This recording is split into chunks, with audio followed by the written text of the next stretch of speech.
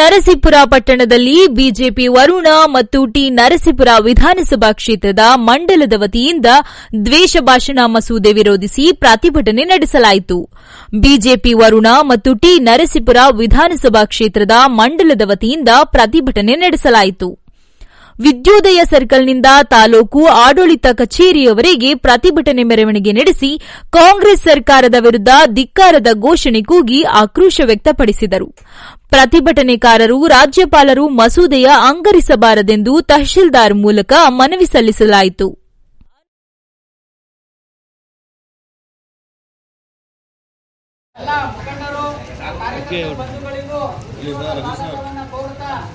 ಈ ಒಂದು ಮತ್ತೊಬ್ಬರು ಜಿಲ್ಲೆಯ ಕಾರ್ಯದರ್ಶಿಗಳಾದ ದಯಾನಂದ್ ಪಟೇಲ್ ಅವರಿಗೆ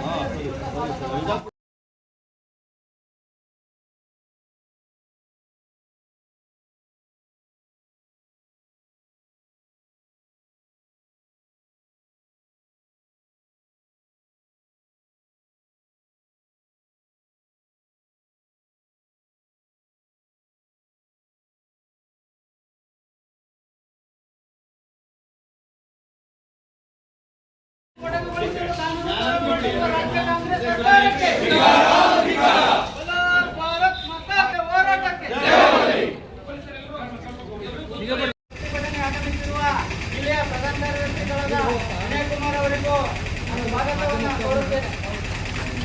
ಅದೇ ರೀತಿ ಖ್ಯಾತ ವೈದ್ಯರು ನಮ್ಮ ನಾಯಕರು ಆದ ಡಾಕ್ಟರ್ ರೇವಣ್ಣ ಅವರಿಗೂ ಸಹ ಈ ಒಂದು ಪ್ರತಿಭಟನೆಗೆ ಸ್ವಾಗತವನ್ನು ಕೋರುತ್ತೇನೆ. ಯುವ ನಾಯಕರು, ಚಲನಚಿತ್ರ ನಟರು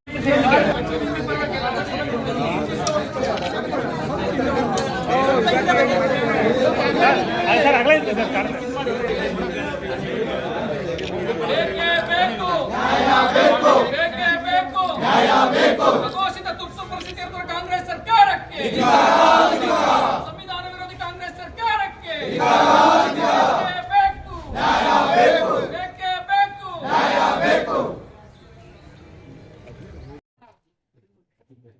ನಾವು ಜನರಿಗೆ ಏನೋ ಕರ್ನಾಟಕನ ಬಾರಿ ಮುಂದೆ ತಗೊಂಡೋಗಿ ಎಲ್ಲರೂ ಒಳ್ಳೇದ್ ಮಾಡ್ತೀವಿ ಅಂತ ಹೇಳಿ ಸುಳ್ಳು ಭರವಸೆಗಳನ್ನ ಕೊಟ್ಟು ಅಧಿಕಾರಕ್ಕೆ ಬಂದ್ರು. ಸುಮಾರು 3 ವರ್ಷಗಳಿಂದ ಕೂಡ ಅವರು ಸತತವಾಗಿ ಬರೀ ಅವರ ಕುರ್ಚಿಯ ಕಚ್ಚಾಟಕ್ಕಷ್ಟೇ ಸೀಮಿತವಾಗಿದೆ ಹೊರತು ಇವತ್ತು ರಾಜ್ಯದಲ್ಲಿ ಜ್ವಲಂತ ಸಮಸ್ಯೆಗಳಿದೆ. ವಿಶೇಷವಾಗಿ ಗ್ರಾಮೀಣ ಭಾಗದಲ್ಲಿ ವಾಸಿಸ್ತಕ್ಕಂಥ ಜನರು, ಮಧ್ಯಮ ವರ್ಗದವರು, ಬಡವರು, ರೈತರು ಮತ್ತೆ ವಿದ್ಯಾರ್ಥಿಗಳು, ನಾವು ಯುವಕರಿಗೆ ಉದ್ಯೋಗ ಸೃಷ್ಟಿ ಕಲ್ಪಿಸ್ತಕ್ಕಂಥ ಕೆಲಸ ಇರ್ಬೋದು, ಎಲ್ಲ ಬೇಡವಾದ ಒಂದು ಏನು ಫ್ರೀ ಭಾಗ್ಯಗಳನ್ನ ಕೊಟ್ಟು ಏನು ಎಲ್ಲ ಬೇರೆ ಕಡೆ ಒಂದು ಹೊರೆ ಮಾಡಿ ಅದನ್ನ ಯಾವ ರೀತಿ ಇವತ್ತು ಜನರ ಒಂದು ಆರ್ಥಿಕ ಪರಿಸ್ಥಿತಿ ರಾಜ್ಯದಲ್ಲಿ ಇದೆ ಅನ್ನೋದು ಇಡೀ ದೇಶಕ್ಕೆ ಗೊತ್ತಿರತಕ್ಕಂಥ ವಿಚಾರ. ಇವತ್ತು ಏನು ಎಲ್ಲ ಜನ ವಿರೋಧಿ ಆಡಳಿತ ನೀಡ್ತಕ್ಕಂಥ ಕಾಂಗ್ರೆಸ್ ಸರ್ಕಾರ ಅದನ್ನ ಸದನದಲ್ಲಿ ಯಾರು ನಮ್ಮ ಬಿಜೆಪಿ ಪಕ್ಷ ಬಲವಾಗಿ ಅದ್ರ ವಿರುದ್ಧ ಹೋರಾಟ ಮಾಡ್ಲಿಕ್ಕೆ ಹೋದ್ರೆ ಅದನ್ನ ಹತ್ತಿಕ್ಕ ಕೆಲಸವನ್ನ ಇವತ್ತು ಏನು ಬೆಳಗಾವಿನಲ್ಲಿ ಮಾಡಿದ್ದಾರೆ. ಅದನ್ನ ಆ ಮಂಡನೆಯನ್ನ ಮುಟ್ಟಿಸಿ ಯಾರು ಕೂಡ ಬರೀ ಪಾರ್ಟಿಗೆ ವಿರೋಧ ಪಕ್ಷಕ್ಕೆ ಅಲ್ಲ, ಪತ್ರಿಕಾ ಮಾಧ್ಯಮದವರು, ಸಾಮಾಜಿಕ ಕಾರ್ಯಕರ್ತರು ಕೂಡ ಏನು ರಾಜ್ಯ ಜನರ ಸಂಕಷ್ಟಗಳ ವಿರುದ್ಧವಾಗಿ ಏನು ಹೋರಾಟ ಮಾಡಬೇಕು ಅಂದ್ರೆ ಅದನ್ನ ಹತ್ತಿಕ್ಕ ಕೆಲಸವನ್ನ ಮಾಡ್ತಾ ಇದ್ದಾರೆ.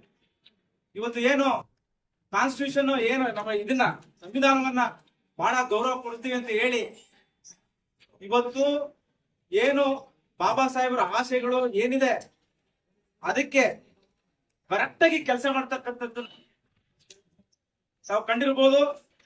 ರೈಟ್ ಟು ಸ್ಪೀಚ್, ನಾವು ಏನು ಅಭಿವ್ಯಕ್ತಿ ಸ್ವಾತಂತ್ರ್ಯವನ್ನ ಯಾರು ಪ್ರಶ್ನೆ ಮಾಡುವಂತಿಲ್ಲ. ಆ ಒಂದು ಮೂಲಭೂತ ಒಂದು ಮೂಲಭೂತ ಕಾಯ್ದೆ ಹಕ್ಕನ್ನೇ ಕಿತ್ಕೊಳ್ತಕ್ಕಂಥ ಕೆಲಸವನ್ನ ಇವತ್ತು ಕಾಂಗ್ರೆಸ್ ಸರ್ಕಾರ ಮಾಡ್ತಾ ಇದೆ. ಹಾಗಾದ್ರೆ ಇವರು ಯಾವ ರೀತಿ ಸಂವಿಧಾನಕ್ಕೆ ಗೌರವ ಕೊಟ್ರು? ಅದನ್ನ ಇವತ್ತು ಜನತೆ ಪ್ರಜ್ಞಾವಂತರು ಇವತ್ತೇನು ನಮ್ಮ ಕೆಲವರೆಲ್ಲ ಬಹಳ ಸಂವಿಧಾನ ನಮ್ದೇ, ನಾವೇ ಬರ್ದಿದೀವಿ, ಎಲ್ಲ ನಮ್ದೇ ಅಂತ ಹೇಳಿ ಹೋರಾಟ ಮಾಡ್ತಾರೆ. ಅವರೆಲ್ಲ ಸ್ವಲ್ಪ ಆತ್ಮಾವಲೋಕನ ಮಾಡ್ಕೋಬೇಕು. ಏನು ಜನಗಳನ್ನ ನಾವು ಯಾವ ರೀತಿ ಮೋಸ ಮಾಡ್ತಿದೀವಿ ಅಂತ. ಅಧಿಕಾರ ಶಾಶ್ವತ ಅಲ್ಲ, ಮನುಷ್ಯನ ಜೀವನವನ್ನು ಬದುಕು ಅವನು ಶಾಶ್ವತವಲ್ಲ. ಅಧಿಕಾರ ಜನರು ಆಶೀರ್ವಾದ ಮಾಡಿದಾಗ ಜನಗಳಿಗೆ ಏನ್ ಸಮಸ್ಯೆಗಳಿದೆ ಅದನ್ನ ಸದನದಲ್ಲಿ ಚರ್ಚೆ ಮಾಡ್ಬೇಕು. ಅದನ್ನ ಕೇಳಲಿಕ್ಕೆ ಹೋದ್ರೆ ಹತ್ತಿಕ್ಕುವಂತ ಕೆಲಸವನ್ನು ಇವತ್ತು ಕಾಂಗ್ರೆಸ್ ಸರ್ಕಾರ ಮಾಡ್ತಾ ಇದೆ. ಇದು ಬಹಳ ಖಂಡನೀಯ. ಹಾಗಾಗಿ ಇವತ್ತು ನಮ್ಮ ಎಲ್ಲ ಪಕ್ಷದ ಪದಾಧಿಕಾರಿಗಳು ಹಿರಿಯ ಮುಖಂಡರು ಎಲ್ಲ ಸೇರಿ ನಮ್ಮ ತಾಲೂಕು ಮತ್ತೆ ನಮ್ಮ ವಿಧಾನಸಭಾ ಮತ್ತು ವರುಣ ವಿಧಾನಸಭಾ ವತಿಯಿಂದ ಕೂಡ ನಾವು ಹೋರಾಟ ಮಾಡ್ತಾ ಇದ್ದೇವೆ. ಇದು ನಮ್ಮ ತಾಲೂಕು ದಂಡಾಧಿಕಾರಿಗಳಿಗೆ ನಾವು ಅದನ್ನ ಮನವಿ ಸಲ್ಲಿಸ್ತೇವೆ. ಮಾಧ್ಯಮದವರೆಗೂ ಪಾರ್ಟಿಯ ಕಾರ್ಯಕರ್ತರು ಕೂಡ ಇದನ್ನ ಅವ್ರನ್ನ ಏನು ಪ್ರಶ್ನೆ ಮಾಡುವಂತದನ್ನ ಗಮನ ಮಾಡ್ಲಿಕ್ಕೆ ಹೊರಟಿದ್ದಾರೆ. ತಾವುಗಳು ಕೂಡ ಇದ್ರ ವಿರುದ್ಧವಾಗಿ ಹೋರಾಟ ಮಾಡಿದ್ರೆ ಎಲ್ಲೋ ಒಂದ್ ಕಡೆ ನಾವು ಜನಗಳಿಗೆ ನ್ಯಾಯ ಒದಗಿಸಿದಾಗ ಆಗುತ್ತೆ ಅಂತ ಹೇಳ್ತಾ, ಬೆಳಗಾಂನಲ್ಲಿ ಸ್ಥಳೀಯ ಕಾಲದ ಅಧಿವೇಶನದ ಸಂದರ್ಭದಲ್ಲಿ ಕಾಂಗ್ರೆಸ್ ಸರ್ಕಾರವು ಒಂದು ರೀತಿ ತುಘಲಕ್ ದರ್ಬಾರವನ್ನ ನಡೆಸ್ತಾ ಇದೆ ಅಂತ ಹೇಳಕ್ಕೆ ನಾನು ಬಯಸ್ತೇನೆ. ಯಾಕೆ ಅಂತಂದ್ರೆ ಇವತ್ತು ಈ ಭ್ರಷ್ಟ ರಾಜ್ಯ ಕಾಂಗ್ರೆಸ್ ಸರ್ಕಾರ ಅವರನ್ನ ಏನು ಕೂಡ ಸಾರ್ವಜನಿಕರಿಗಾಗ್ಲಿ, ವಿರೋಧ ಪಕ್ಷದವರಾಗ್ಲಿ, ಅಥವಾ ಸಂಘ ಸಂಸ್ಥೆಗಳಾಗ್ಲಿ, ಅಥವಾ ಕನ್ನಡ ಪರ ಹೋರಾಟಗಾರರಾಗ್ಲಿ ಯಾರು ಕೂಡ ಈ ಸರ್ಕಾರವನ್ನ ವಿರೋಧ ಮಾಡಬಾರ್ದು, ಅವ್ರು ಮಾಡಿದ್ದೇ ಸರಿ ಅನ್ನೋ ರೀತಿನಲ್ಲಿ ಎಲ್ಲರೂ ಕೂಡ ನಡಿಬೇಕು ಅಂತ ಒಂದು ರೀತಿ ಇವತ್ತು ಏನಾಗಿದೆ, ಸಾರ್ವಜನಿಕರಿಗೆ ಭಯ ಹುಟ್ಟಿಸುವಂತ ಒಂದು ರೀತಿನಲ್ಲಿ ಈ ಕಾಂಗ್ರೆಸ್ ಸರ್ಕಾರ ಕಾನೂನನ್ನ ಮಾಡ್ತಾ ಇದೆ. ಈ ಭಾರತದ ಸಂವಿಧಾನಕ್ಕೆ ವಿರುದ್ಧವಾಗಿ ಇವತ್ತು ಮೊನ್ನೆ ನಡೆದಂತ ಅಧಿವೇಶನದಲ್ಲಿ ಅವರು ಸಂವಿಧಾನದ ವಿರುದ್ಧವಾಗಿ ನಡೆದಂತ ವಿಧೇಯಕವನ್ನ ಮಂಡಿಸಿ ಅದನ್ನ ವಿಧಾನಸಭೆಯಲ್ಲಿ ಅಪ್ರೂವಲ್ ತಗೊಂಡಿದ್ದಾರೆ. ಭಾರತೀಯ ಜನತಾ ಪಾರ್ಟಿ ಕಾರ್ಯಕರ್ತರು ಇವತ್ತು ತಹಸೀಲ್ದಾರ್ ಮುಖೇನ ಈಗೇನು ಅವರು ಮಂಡನೆ ಮಾಡಿರೋಂತ ವಿಧೇಯಕನ ಪಾಸ್ ಮಾಡಿದ್ದಾರೆ. ಆ ವಿಧೇಯಕ ರಾಜ್ಯಪಾಲರ ಅಂಗಳಕ್ಕೆ ಇನ್ನು 2-3 ದಿನದಲ್ಲಿ ಸರ್ಕಾರ ಸಲ್ಲಿಸುವಂತದ್ದಿದೆ. ಅದನ್ನ ನಮ್ಮ ಭಾರತೀಯ ಜನತಾ ಪಾರ್ಟಿಯ ರಾಜ್ಯ ನಾಯಕರುಗಳು, ಸನ್ಮಾನ್ಯ ಶ್ರೀಯುತ ಬಿಜೆಪಿಯ ರಾಜ್ಯಾಧ್ಯಕ್ಷರು BY ವಿಜೇಂದ್ರರವರು ಹಾಗೂ ವಿರೋಧ ಪಕ್ಷದ ನಾಯಕರು R ಅಶೋಕ್ ರವರ ನೇತೃತ್ವದಲ್ಲಿ ಇನ್ನು 2 ದಿನದಲ್ಲಿ ರಾಜ್ಯಪಾಲರನ್ನ ಭೇಟಿ ಮಾಡೋರಿದ್ದಾವೆ. ಕಟುಬದ್ಧವಾಗಿ ನಮ್ಮ ಬಿಜೆಪಿ ಪಕ್ಷ ಈ ಒಂದು ವಿಧೇಯಕವನ್ನ ವಿರುದ್ಧವಾಗಿ ನಾವು ಖಂಡಿಸ್ತೇವೆ. ಸಂವಿಧಾನದಡಿ ನೀಡಿದಂತ ಅಭಿವ್ಯಕ್ತಿ ಸ್ವಾತಂತ್ರ್ಯವನ್ನು ಕೂಡ ಈ ಕಾಂಗ್ರೆಸ್ ಸರ್ಕಾರ ಕಿತ್ಕೊಳ್ತಾ ಇದೆ. ಇವರು ಮಾತು ಕೇಳಿದ್ರೆ ಕಾಂಗ್ರೆಸ್ ಸರ್ಕಾರ ಸಂವಿಧಾನದ ಪರ ಅಂತ, ಇವ್ರು ಮಾಡಿದಂತ ವಿಧೇಯಕ, ಇವ್ರು ಮಂಡಿಸಿದಂತ ವಿಧೇಯಕದಲ್ಲೇ ಗೊತ್ತಾಗ್ತದೆ ಸಂವಿಧಾನಕ್ಕೆ ಇವರು ಯಾವುದೇ ಗೌರವ ಕೊಡ್ತಾ ಇಲ್ಲ.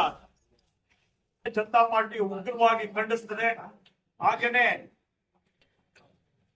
ಕರ್ನಾಟಕ ರಾಜ್ಯ ಸರ್ಕಾರ, ಕಾಂಗ್ರೆಸ್ ಸರ್ಕಾರ ಬೆಳಗಾವಿಯಲ್ಲಿ ಏನು ದೇಶ ಭಾಷಣ ಮತ್ತು ದೇಶ ಭಾವನೆಗಳ ವಿಧೇಯಕ 2025ಕ್ಕೆ ಕೆಳಮನೆ ಮತ್ತು ಮೇಲ್ಮನೆಯಲ್ಲಿ ಅಂಗೀಕಾರ ಪಡೆದು ಅದನ್ನ ರಾಜ್ಯಪಾಲರ ಅಂಗೀಕಾರಕ್ಕೆ ಕಳಿಸಿಕೊಟ್ಟದನ್ನ ವಿರೋಧಿಸಿ ಈ ರಾಜ್ಯಾದ್ಯಂತ ಭಾರತೀಯ ಜನತಾ ಪಕ್ಷದ ಎಲ್ಲಾ ಕಾರ್ಯಕರ್ತ ಬಂಧುಗಳು ವಿಧಾನಸಭಾ ಕ್ಷೇತ್ರದಲ್ಲೂ ಸಹ ರಾಜ್ಯಪಾಲರಿಗೆ ಯಾವುದೇ ಕಾರಣಕ್ಕೂ ಇದನ್ನ ಅಂಗೀಕರಿಸಬೇಡಿ ಅಂತ ತಹಸೀಲ್ದಾರ್ ಮುಖೇಣ ಮತ್ತು ಜಿಲ್ಲಾಧಿಕಾರಿಗಳ ಮುಖೇಣ ಒಂದು ಮನವಿಯನ್ನ ಹೋರಾಟದ ರೂಪದಲ್ಲಿ ಕೊಡೋದಕ್ಕೆ ಇವತ್ತು ಈ ರಾಜ್ಯಾದ್ಯಂತ ಭಾರತೀಯ ಜನತಾ ಪಕ್ಷದ ಕಾರ್ಯಕರ್ತರು ಇವತ್ತು ಸೇರಿದ್ದಾರೆ. ಅದರ ಪ್ರಯುಕ್ತ ಇವತ್ತು ನರಸೀಪುರ ವಿಧಾನಸಭಾ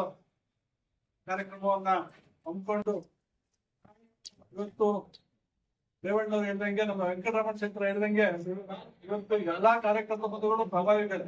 ಅದರಿಂದ ಇಲ್ಲಿ ಅವ್ರ ಮೇಲೂ ಇವ್ರ ಮೇಲೂ ಏನಿಲ್ಲ, ಎಲ್ಲರೂ ಸಹ ಭಾರತೀಯ ಜನತಾ ಪಕ್ಷದ ಪ್ರಭಾವಿ ಕಾರ್ಯಕರ್ತ ಬಂಧುಗಳೇ, ಕಟ್ಟಾಳುಗಳೇ. ಅದರಿಂದ ಯಾರ ಹೆಸರು ಹೇಳೋದ್ ಬೇಡ. ಎಲ್ರು ಇವತ್ತು ವಿಧೇಯಕದ ಬಗ್ಗೆ ತಮ್ಗೆಲ್ಲ ಗೊತ್ತಿದೆ. ಕಾಂಗ್ರೆಸ್ ಸರ್ಕಾರ ಯಾವ್ಯಾವ ಅವಧಿಯಲ್ಲಿ ಕೇಂದ್ರದಲ್ಲಿ ಮತ್ತು ರಾಜ್ಯದಲ್ಲಿ ಸರ್ಕಾರವನ್ನ ನಡೆಸುವಂತ ಸನ್ನಿವೇಶದಲ್ಲಿ ಸಂವಿಧಾನದ ಪರಿಚ್ಛೇದ 372 ಯಾವ ರೀತಿ ಪೋಷಣೆ ತಗೊಳ್ತು, ಈಗೆಲ್ಲ 352 ಪರಿಚ್ಛೇದ ಗೊತ್ತಿದೆ. ರಾಷ್ಟ್ರವನ್ನ ಬಾಹ್ಯ ತೊಂದರೆಗಳಿಂದ ಅಥವಾ ವಿದೇಶ